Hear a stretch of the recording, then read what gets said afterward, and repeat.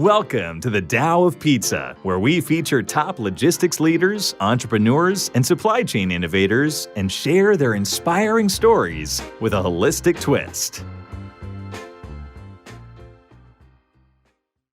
Mark Hiddleson here, host of the Tao Pizza podcast, where I talk with top industry innovators in the warehousing, logistics, and supply chain business with a holistic twist. Today, we're joined by Kevin Lawton, host of the New Warehouse podcast, and we're going to be discussing and sharing our best ideas about innovation and what makes warehouses sexy.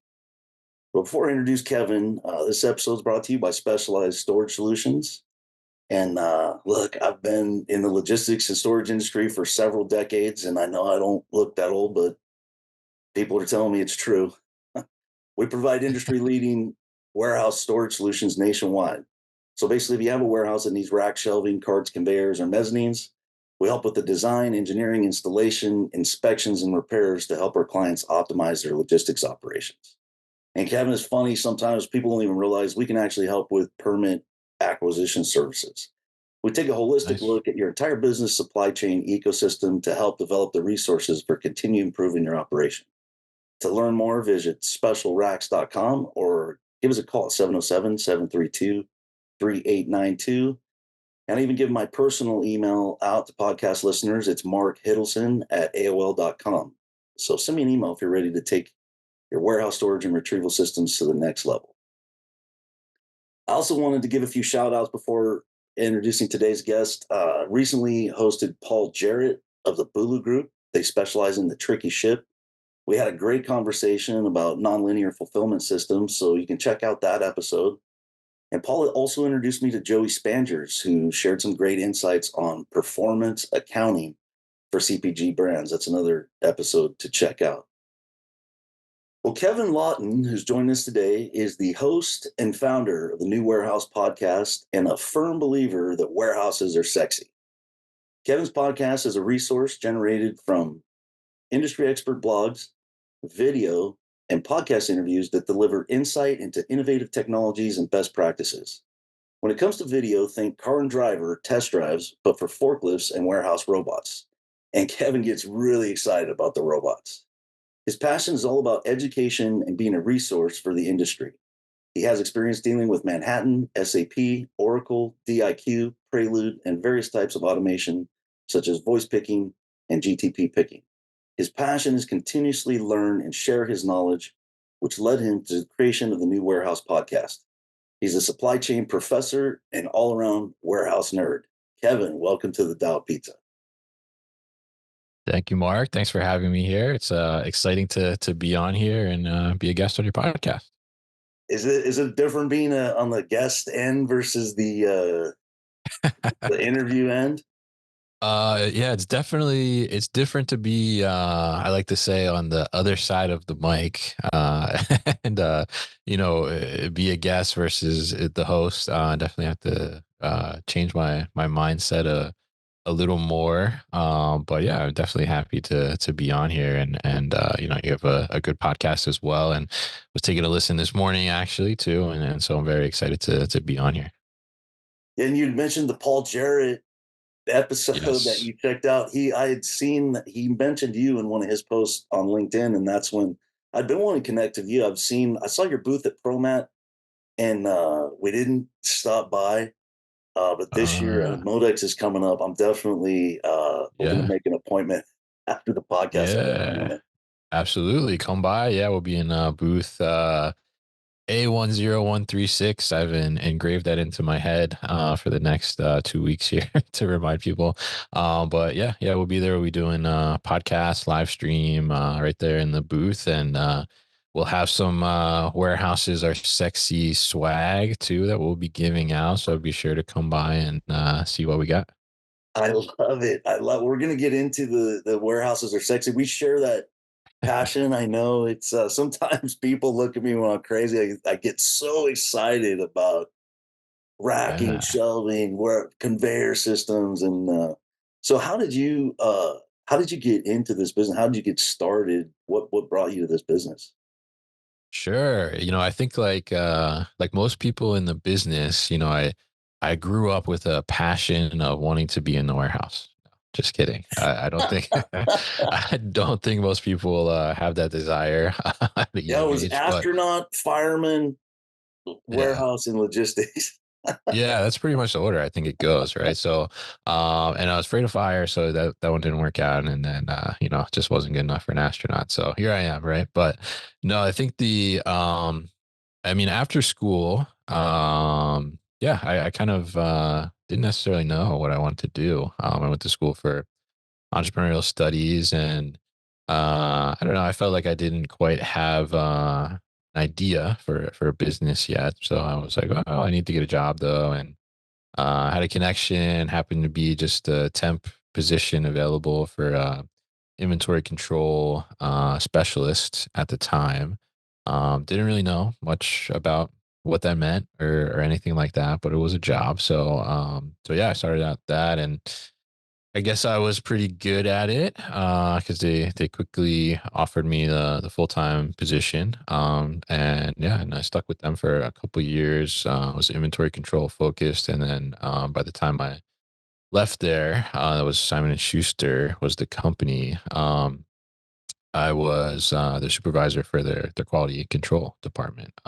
And so, yeah, I mean, a very interesting experience. And they actually had a ton of automation in their facility, not from a robotic standpoint, but like miles of conveyor and sortation and all those different types of things, which was really interesting to see, and just the intricacies of putting that layout together and how that was developed and all those things kind of really probably pushed my interest a little more, I think, in the warehousing world. And then kind of in the back of my head, I was always like, well, I'm not gonna do this forever. I'm gonna do something else. I'm gonna do something else. And then I just kept doing more of that. Um and yeah, and then my career just kind of continued. And at some point I was like, you know what, like this is not a bad field to be in. And it is interesting. And I was, doing well at it. And yeah, and I decided to embrace it a little more. So I wanted to go out, learn more about the industry. And I guess I was in my late 20s at this point, and I was looking for something interesting to learn from, right? Like like a video series or a interesting blog or a podcast or something like that. But there was nothing really out there that was focused just on the warehousing industry. It was kind of like what I found like in an online format was kind of the trade magazine just kind of regurgitated a little bit online, you would say. And so I had done some blogging in the past myself, did some ghostwriting actually for a different industry. So I was like, well, I could do a blog on this. Like, I think that could be interesting, right? That's kind of like my creative entrepreneurial mindset, I guess, flowing there in the background, and never being satisfied with just one job or, or one Yeah. task, right? And so I tried to start doing that, and I quickly realized like, oh, like I don't have the time to write, edit, and try and figure out how am I going to distribute this. I had a young son at the time, and then I was working for a company where we were implementing a thematic multi-shuttle system with voice picking, GDP pick stations, multiple different zones and conveyor, in a brand new building, all from scratch, while closing down two older buildings and consolidating them into this new like state of the art building. So it was very long days, and I was like, yeah, I don't have time to do this. And so my boss at the time, actually, he kind of gets the credit. He's actually he was actually the guest on episode number 2 of the podcast, if anybody wants to check that out. But What's the name? Episode 2. We'll definitely be posting a link to episode 2 in the show notes. yes, I love oh that. man, that's way back, and when the quality was very very low. We've evolved a lot since then, but yeah, he was like and we had been talking about this idea for a while. We're still friends to this day. We're gonna meet up at Modex actually, and he took me with him. I think we worked together 3 different companies actually, and so he was like, "Oh, why don't you do a podcast? I hear like that's a thing now." This was like 2018, I think. And so I'm like, okay, sounds easier. Sit down, talk in the microphone, can be a little more raw. Don't have to edit too much. So let me try that. So I did, and that's kind of how the podcast came about. And yeah, I mean, it was really just a way for me to learn more about the industry, get more connected in the industry. Um, Kind of selfish, I guess, in a way in the beginning, and it just kind of took on a life of its own, way more than I thought it ever would. And as we're recording this, I mentioned to you, Mark. I mean, in a couple of days, like it'll be 5 years since we released the first episode, and that is just, I think it's just mind blowing to say that at this point because I think when I started, I'm like, it'd be cool if maybe 1,000 people listened at some point, and now I think we've surpassed like 140,000 downloads total on the podcast over the 5 years. So it's just beyond what I could ever expect. And it's just kind of like almost every week, every month, it just seems like there's new things that are coming up, new opportunities from the podcast that I never could have imagined. So that's kind of how the podcast came about. And all along too, I've been, working in the warehousing industry as well for 13 years now. So, I've been warehouse manager, inventory control manager, plant manager, all that stuff. So everything that I talk about, I've certainly lived and experienced and still experience to this day in some aspects as well. I think that's what makes it great. So you have that everyday experience of actually Yeah. running a warehouse. I mean, we're an integrator, so one of the things that's exciting for us is I get to go in tons of different businesses, even different vertical markets. We have a lot of clients in cold storage, clients in direct to consumer shipping, construction clients, and that's what I and for me, it's fascinating. I love this career. People like it's like, how do you get into it? And you're like, it was my first choice, right? Yeah. This is what I planned on. But the excitement has kept me in and innovation has just been it's been cool to see the trend. So what are you besides the podcast, what are you doing right now? Do you have to tell us or are you working for a special secret project with NASA that you can't tell us? No secret projects or anything like that. I mean, podcasts, we've been doing that. I had the opportunity in 2022 to go and get my own space and do a little 3PL e-commerce fulfillment action, and then start a little business under the new warehouse name as well there. And we've been doing that steadily, kind of growing that as well. And now, yeah, and we're trying to figure out what does the next phase of that look like, I think at this current time. And, trying to build that out a little more and see like what direction do we want to take it. But that's been a great way too, to like kind of test some things as well. We've had some good partners that were great partners of the podcast. And then also when we got the space, we are able to take some of their stuff and be able to use it in there and kind of test it out as well, which is a cool opportunity. Yeah, so there's that. And then I teach as well. So I'm an adjunct professor in supply chain, as you mentioned in there. And I teach at Rider University, which is actually my alma mater as well. So it's very interesting. I didn't go there for supply chain, but now I teach in the supply chain department.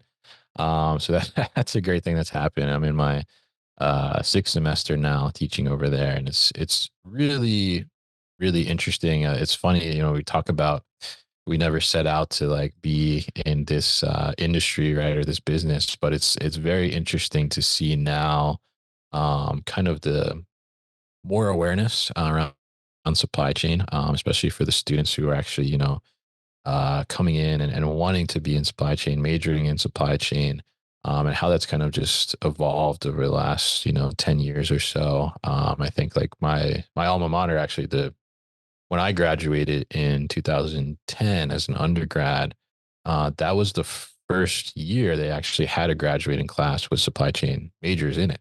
So still very like fresh. But I think so very important because, we want people and we want kids to be interested in our industry because, we need kind of that next generation of who's going to come in and, embrace this industry and do these types of things. And I think we're seeing more of that, but it's certainly a struggle, a challenge. So it's, part of the mission behind, warehouses are sexy, to be able to highlight some of those kind of interesting, fun things. And I will say, of the supply chain majors, a small percentage of them are interested in kind of the warehouse side of things and the trucking transportation side of things.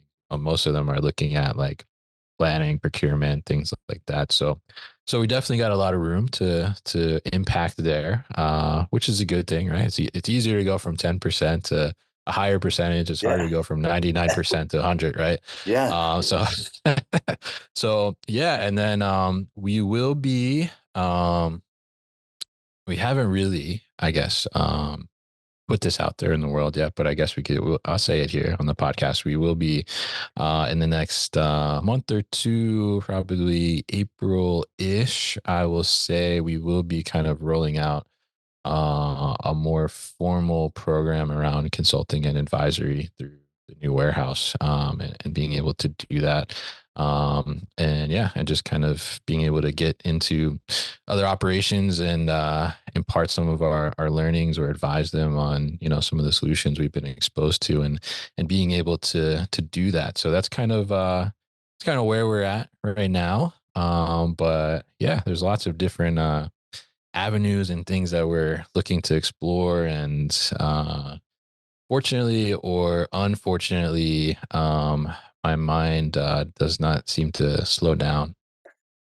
So is a gift and a curse, maybe at some Yeah. points, I would say. So I'm the same yeah. way. I'm in my 50s, and I feel like I have more energy than I had in my 30s. And was funny, like get out and working out and riding my bicycle and everything, stuff like that. I find out I don't. but Yeah. I feel like Well, you feel it. Yeah, it's I'm good. feeling this energy and excitement around the trends, and we've been lucky. You've interviewed. We were talking before the show. You've interviewed. It's over 500 episodes, and I think that's Yeah. amazing. A friend of mine has done 1,000 episodes, and after I'd done, after about 5 or 6 weeks in the podcast, I was like, well, I go, it's just a numbers game. I'm doing one a week, so Yeah. I'll have 1,000 in. I was like, wait a minute, 20 years. It's going to take me 20 years at one a week. So it's 500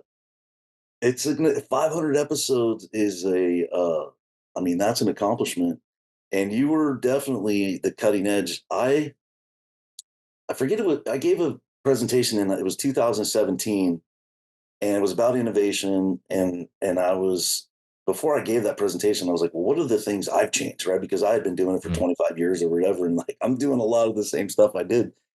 And one of the things I changed my mind on was podcasts, because I didn't realize, I was thinking podcast was entertainment, or was like mystery shows or mm, comedy or something. I didn't know. And one of my coaches sent me a podcast to listen to, and I was like, "Wow, this is an author that I've read several of his books. Now I can see an interview with this guy and kind mm. of go deeper." And so I looked at podcasts was like a little mini university for me to train myself. So I included in that presentation, I was like, "Here's something," and I started Yeah. watching podcasts, and then it took 5 years for it to sink in. But somebody told me, like, your boss, they said, with your customer base and your experience, and really, what drives your the company innovation is the relationships you have with all these people that have companies, Yeah. suppliers, engineers, and so nice work. Thank you for leading the way for people, because I was leading the podcast. I just barely started listening to podcasts. I had to have my own. Yeah. Well, when I started mine, I had never listened to a podcast actually. Like I was like, oh, I guess I can try and figure this out. And I got very lucky, I will say, in that I made a choice early on because I realized I could not. My son, I think, he was around four-ish, I think, at the time when I was starting, 3, 4, and yeah, and he just, he didn't understand that, like, hey, I need like an hour of quiet time to be able to record something. So I went to this co-working space, and just by coincidence, there was a guy there that had been doing podcasting for like multiple years already, and he just kind of showed me everything. This is how you set it up. This is how you get it out there, and all those different things. So I got very, very lucky in that sense, because I really had no idea like what was on the technical side, or anything like that. So yeah, it's been a journey for sure. And yeah, it was interesting that you mentioned there kind of, a few years ago that podcasting, I guess from almost like a B2B, I guess, perspective, right? Which Uh-huh. is kind of what we're doing here. I mean, Yeah. is was very like, what's that? Like, and like, does that make sense? Like, I think back in the beginning when I was trying like, to get guests and find guests and, meet people to get them on the show and all these things. And, there were times like multiple companies where at that time they're like, well, like we don't see the value in podcasting right now. And then like, a couple years later, they're like, sending me press releases like, oh, can we get somebody on the show to talk about this and all these things. And now you see the companies like are coming out with their own podcast too and everything like that. So it's just crazy how it's grown, but it is like you said, it's such a great educational resource and a great resource to get different perspectives and just be able to kind of connect and see like more, I guess, what is this person about, right? Like when you have the guest on, like who is this person really besides like the face of, ABC company, right? I think it's really a great medium to be able to do that. Yeah, I've met a lot. Started out to interview, my top. I had a list of the top 30 people that, if I was going to do an interview, in 30 Mm, years, who's the top 30, and I made that list. But what's fun is that the list has expanded because as I host guests, I get recommendations from other guests, and it's like you said, it takes off. I wanted to mention I had Judy Jardine on the podcast said the exact same thing about what you said about inspiring young people. I actually mm, took a 1 minute clip off that show. I posted on LinkedIn a few times, and out here in California, and I don't know if they're everywhere in the country, but we've got a high school in the Central Valley, which is it's a warehousing program. They teach picking mm, systems. They have a mini warehouse, forklift certification, warehouse management systems, and I mean these kids are sharp. I've done a mm. tour of the facility a couple times with work. You sure you're familiar with work WERC? They're usually Oh yeah, yeah. We'll be at the work conference in June. Yeah, and you do the conference. So I did the yeah, conference every year. The first 15 years of my career, I didn't miss a work conference. I was on a local board, but that program in Patterson, Larry Garcia. I'm trying to have Larry Garcia. I mentioned him. I want to have him on the show because it's these high yeah, schoolers. They're sharp, and I've gone there, and people are asking them the tough questions. And these kids are young, and they get it. And Patterson has like there's a big Amazon warehouse in Patterson. There's CVS has a big warehouse that's a drugstore out here in California. Restoration Hardware, and these are all like million square foot, 800,000 square foot. Granger has a mm, 800,000 square foot DC. So these guys are out of high school. They're getting great jobs with great companies. So uh, yeah. more young. It is. This is it's an exciting business, and we're gonna have to bring up a few things about what makes warehouses sexy. But I want to ask you with your 3PL and e-commerce, Sure. what have you found has been your niche client or client that you're serving really well because of how you're positioned? That's a good question. So I mean, it's interesting because I think a lot of people don't realize that we had a 3PL because we had kind of like an exclusive agreement with a 4PL that we were working with in starting that, and their focus was on same day, 2 hour, next day delivery.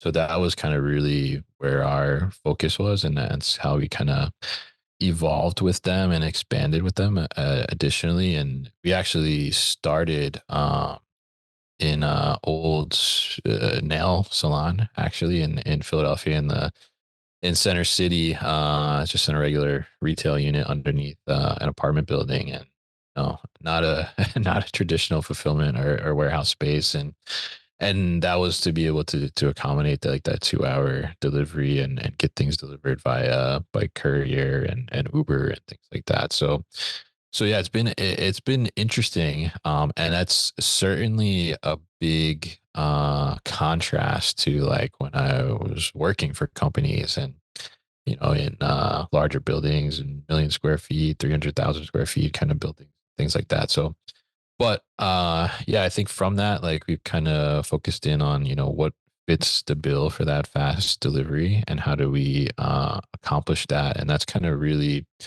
where we've focused on. But we did expand and we entered into a partnership with another 3PL called Experior Global as well, and moved out of Philly, and we're able to focus more on the next day delivery throughout the Northeast here, in a larger space closer to our shipping partner from a line haul perspective, and really be able to kind of hone in on that next day delivery service and be able to do that. So that's kind of where the focus has, I guess, been on and evolved to over time. Is it more of a warehousing function or delivery for that? Because we're, doing the next day. Um, and is it just regional or can you do it national? Yeah, so it's I mean, for us we're doing like the pick pack, and then we're sending out on a line haul to a shipper, or to a last mile carrier basically. And they're sorting, aggregating, we're getting in there before the cutoff, and then yeah, and they're sending us on its way, and we're regionalized. So we're covering, let's see, we say we go as far north as New Hampshire, all the way down to DC, and then out towards Pittsburgh is kind of like that triangle that we can hit next day on. But we are looking and have been talking to a couple companies that could get us to nationwide, like 2 day, and a little expanded next day coverage as well. There's a lot of companies out there, not a lot, a few companies out there that are doing some interesting work in developing those types of networks, utilizing air freight and things like that to be able to accomplish that. So yeah, it's definitely something we're exploring. We're also kind of expanding into more national fulfillment as well, because we have additional space now too. I mentioned the space in Philadelphia was like very small, so we really didn't have space to like bring on and do much more. So now we do. So we have a little more to play with, and that's kind of, as I said earlier, we're kind of thinking about what does the next phase or iteration of this look like. So that's kind of where we're weighing in, like what type of services do we want to additionally tack on, and how do we want to grow this thing a little further. Yeah, there's a lot of different businesses, whether it's like CPG, which um, that's just a new one working with, Paul interviewed Paul Jarrett and then Yeah. Joey Spangers. They're most of their clients are consumer packaged goods. And I had to Google CPG, like I knew what it was. And then from your I find myself Googling stuff a lot. I didn't know what GTP was, and I had to after Oh yeah. looking at your website. I'm like, well, what's GTP? So say a little bit about that because that's something that makes warehouses sexy. I mean, we've installed pick to Yeah. light systems. Pick to light would be considered like goods to person, right? Yeah. GTP is Yeah. anytime the warehouse brings the goods to the picker, goods to person. Right.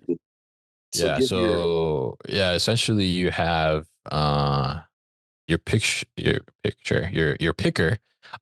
is I don't want to say fully stationary, but it is pretty much stationary, is at like either a picking zone, or is in like a picking setup. So like for us, the GTP that we had set up, I mentioned the Matic multi-shuttle system that I worked on back in the when I was starting out the podcast. And yeah, and basically it was like an ARS shuttle system, ASRS shuttle system, and basically it would pull out the totes with the product in it. So that's the goods, right? And then it would drop onto a conveyor, and then that conveyor would bring it to a station where someone was just set up and they were just picking at that station. There's no travel time there where you're not pushing or pulling a cart around the warehouse to get to the product that you need to pick. That product is just automatically coming to you, the person, which is the goods to person, right? And being conveyed to you. And then you have a setup there. In this scenario, we had a screen, touch screen, and it would tell you exactly like what to pick. And I think there were, if I remember correctly, there were three um, boxes to pick to on either side. So six total orders you're picking at the same time. And as those come, it tells you exactly like what box to put it in. And then when that box is complete, the system tells you, and you push it off to the conveyor, and then it makes its way down to the packing area. But yeah, I mean those GTP picking scenarios certainly are very impactful. I think from not only the perspective of like efficiency and being able to get more throughput and things like that, but from like a worker perspective, can greatly reduce that travel time and the strenuousness of picking sometimes, because you see in some facilities where you're lugging around or pulling or pushing these heavy carts loaded up with totes or the boxes themselves as you're picking into them, multiple orders, maybe like 9, 12 orders on the same thing.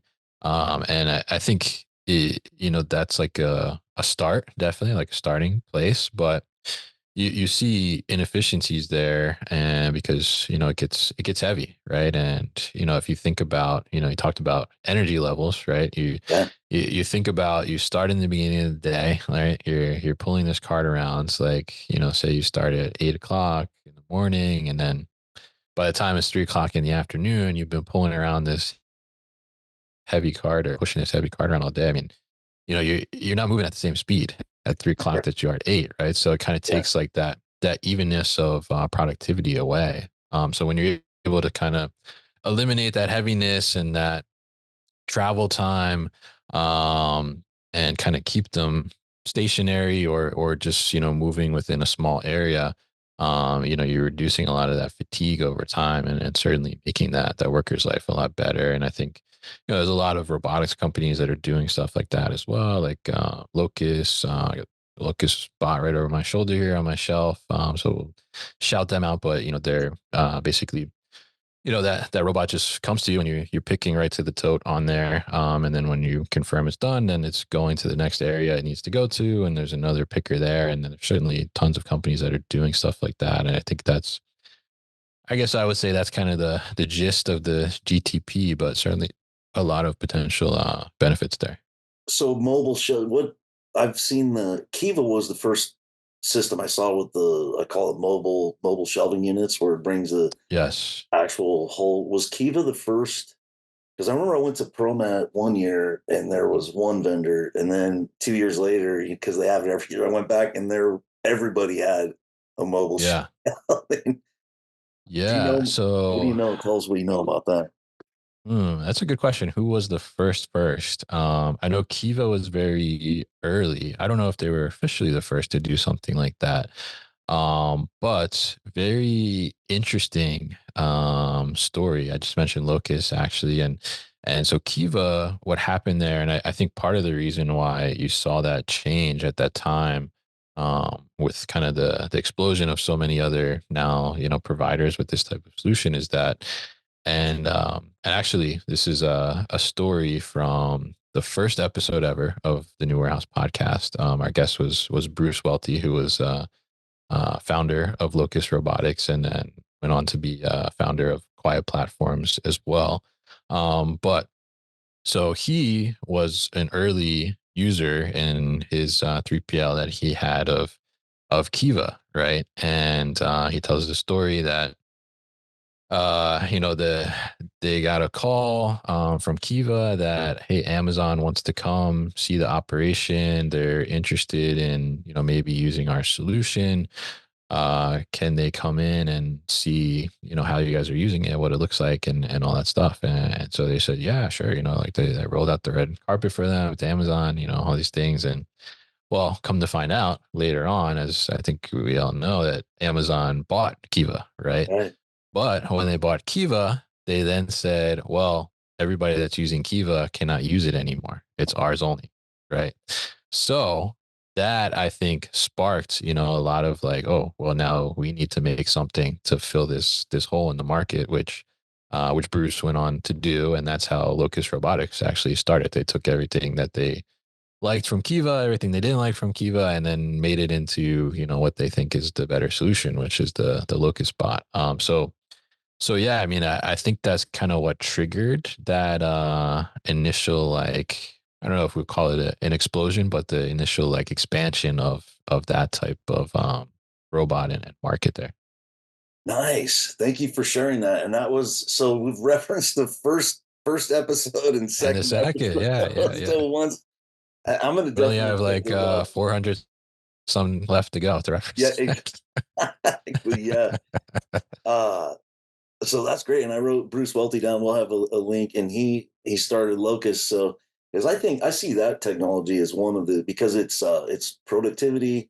And like I said, you get tired at the end of the day, mistakes go up too. It's not just that you're physically tired, that's when you start making Yeah, mental yeah, errors, mentally too. Yeah, physical tired. But a friend of mine worked, and they had he was a client with Toys R Us. Toys R Us had a Kiva system, but then Amazon bought it out. And there's some interesting things with Amazon Toys R Us. I won't go into it, but uh, he was brought in because there was somebody else, I can't think of the, Owens and Minor. He went to work for a medical distribution facility. One of the okay, reasons they yeah. hired him was because he had experience with Kiva, because it is a unique technology. So if you're managing that process, and it's good to have people that have that.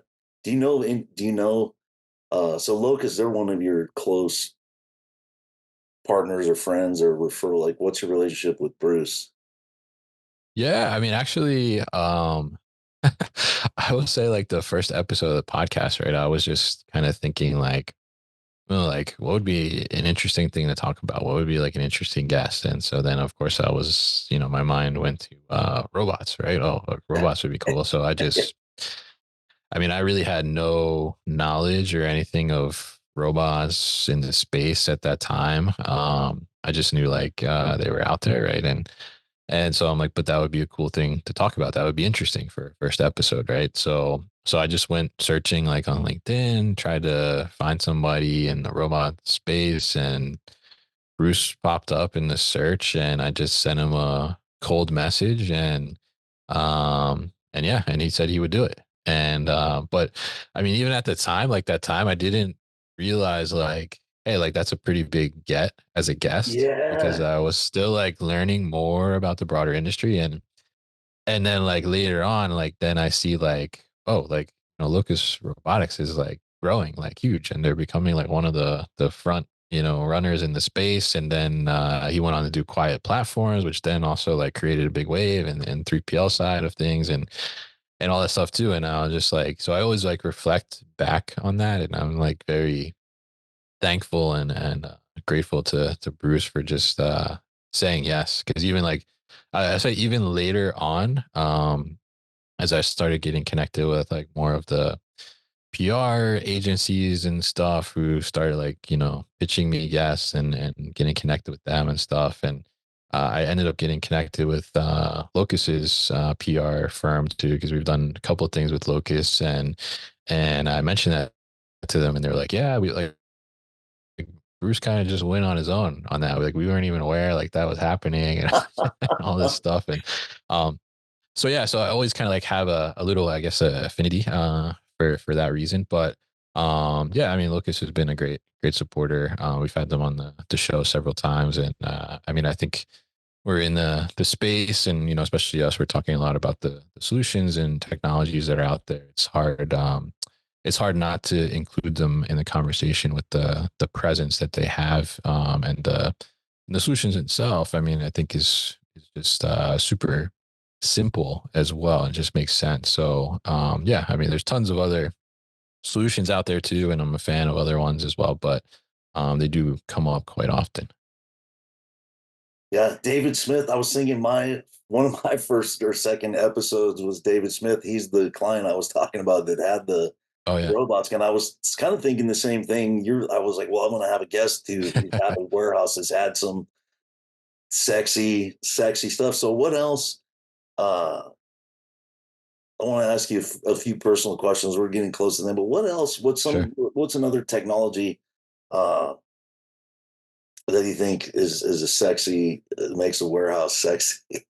Oh man. Oh, this is really gonna like single me out as a nerd in the warehouse space. But no, I mean, I think For me, I'll start like high level here. I mean, I think overall, like the sexiness in the warehouse to me is like when you go in that warehouse and like it's clean, things are organized, and there's just that overall orchestration throughout, right?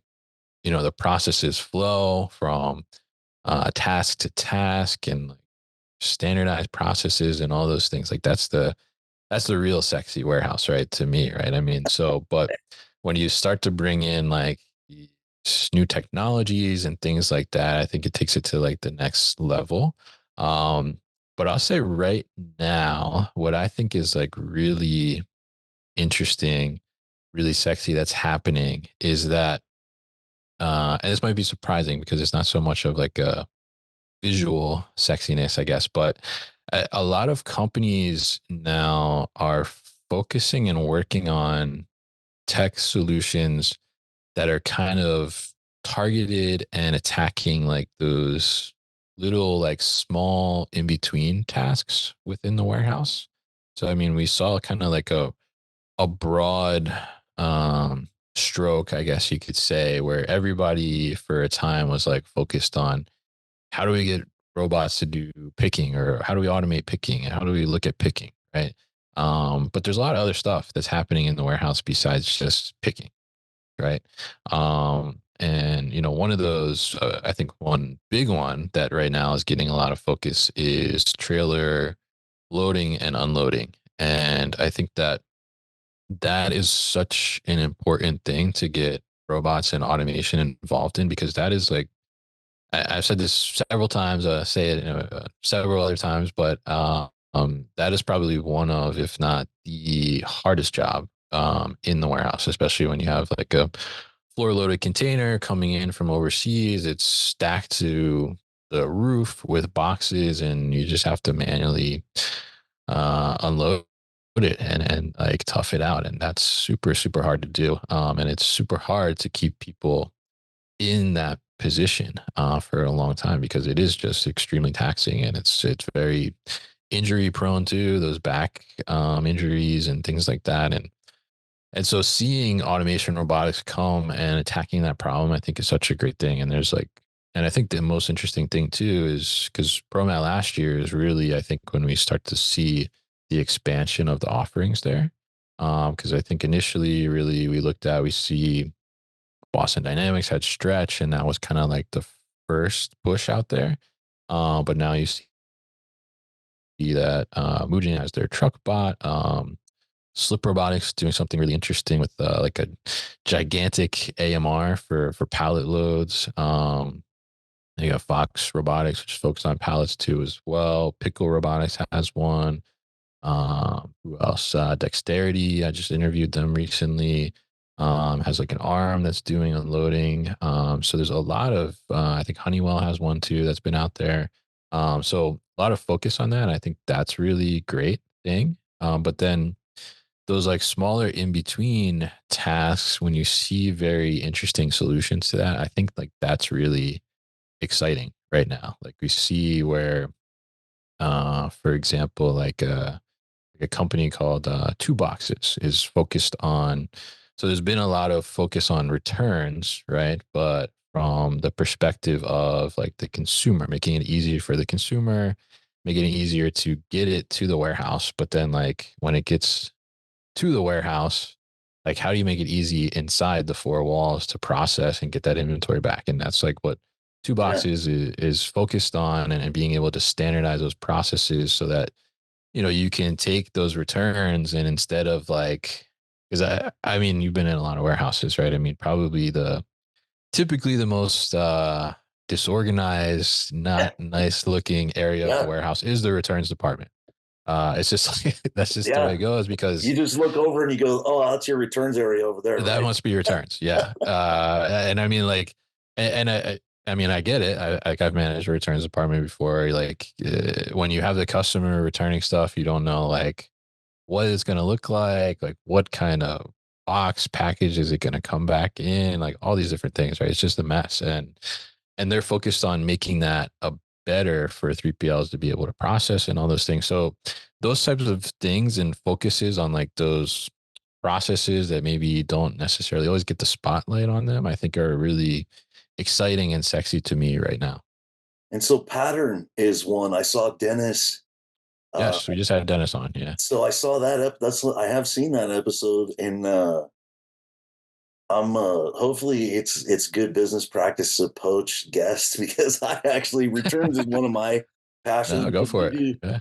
Dennis is going to be I'm going to be interviewing Dennis later this month. So probably Yeah. after ProMat because I think returns um it came up last week because from an accounting perspective and the cost, I mean it costs like 10 times, well, I forget exactly what it is, but it's a multiplier of what it costs to bring something in versus shipping it out. I mean the cost it's at least Yeah. triple, but it's depending on the business and online retail, especially if you're selling clothes. Our one of our biggest clients that it's a online clothes, and so people ordered three sizes and they pick the one that fits. They send the other two back, so Yeah. it's built into um, so the Yeah. returns.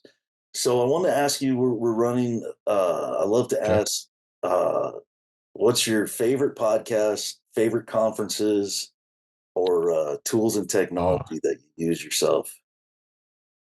that's a good question. Favorite podcast, favorite podcast, like show or favorite It episode could that I've be, done yeah, it or could be anything. I just yeah.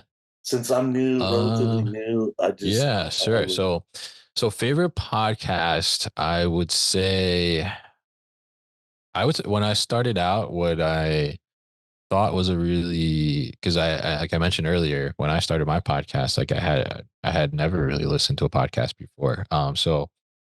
So one of the first ones that I kind of got hooked on was How I Built This with Guy oh Raz. I think that one's super interesting to hear about kind of the all these founders' stories and things like that. So I still like that one definitely. okay. And then from our side of things, I guess I like this one too because I guess it's similar to How I Built This, but it's Bootstrapper's Guide to Logistics, which is Nate Schutz, and he interviews founders in the logistics space who have strictly bootstrapped their business. So no venture backing, no investors, nothing like that. And I think, yeah, I think probably the entrepreneur in my inside of me is like very interested always to hear about people's stories and their journey and things like that and how they kind of came to their idea to start this business and everything like that. And I think I guess as I am self-reflecting as I'm saying that, I think as you if you listen to some episodes of my podcast where I've had founders and co-founders on, like that's usually like one of my first questions is like, well, why did you do this, right? Like, why did you Yeah, found this company? So those are definitely two that I like and enjoy. I'm trying to think of what else do I listen to on a regular basis. I guess from a lighter side, fun side, I do listen to like Smartless, which I think is a funny one. And I listen to Fly on the Wall, with David Spade, Dana Carvey, which is like nice. all about like SNL kind of stories and things like that. I think that's pretty interesting. Um, and what else do I listen to that's out there?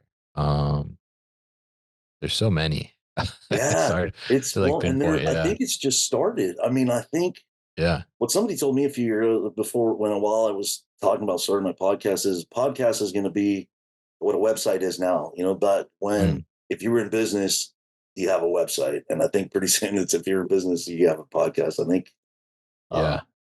Yeah. so we're uh we're running out of time. This flew by. Like, warehouses must be sexy because it seemed like I was thinking we have another half hour, but Oh uh yeah. so uh man, thank you, Kevin. This has been awesome. We're going to connect at ProMat. Is there any other booths? I mean, I'm going to be checking out your booth at ProMat. I'm gonna swing by early. We're getting there. You're going to be there probably Sunday. We'll probably be there Monday. Uh, Yeah. I think I'll be coming in. this is a problem of mine. I'm a little last minute. But I have to book my flight today. Actually, I I haven't have my booked mine either. I place. have my Oh, room, but I okay. don't There have we the go. flight. Yeah, Yeah. I have the place to stay. Yeah, I gotta figure out the flight.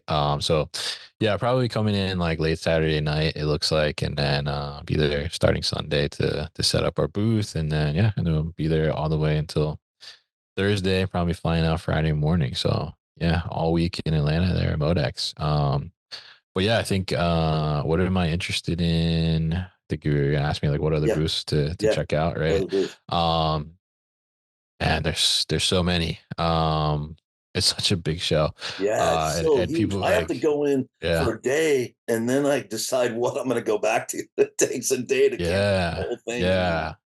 Yeah, a couple of people are asking me like it's going to be their first time, and they're like, "Oh, could I go for like one day?" And I'm like, "No, you got. I mean, it's got like 2 day minimum. I Yeah. think, but yeah, I would say what's going to be interesting to see.